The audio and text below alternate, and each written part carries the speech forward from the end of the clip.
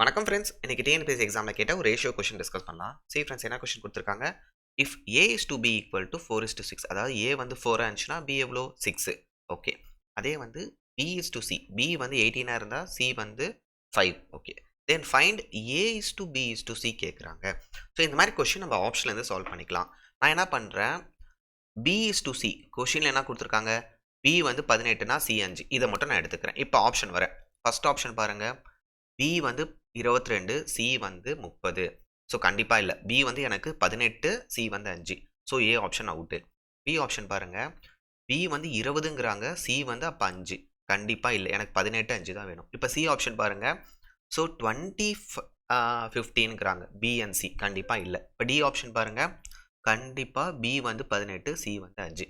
கிளியரா இருக்கா ஃப்ரெண்ட்ஸ்? இப்படிதான் நீங்க வந்து ஆப்ஷன்ஸ் மெத்தட யூஸ் பண்ணணும். இன்னும் நான் இதுக்கு பேஸ் பண்ணி வீடியோஸ் போடுறேன். பாருங்க. Thank you.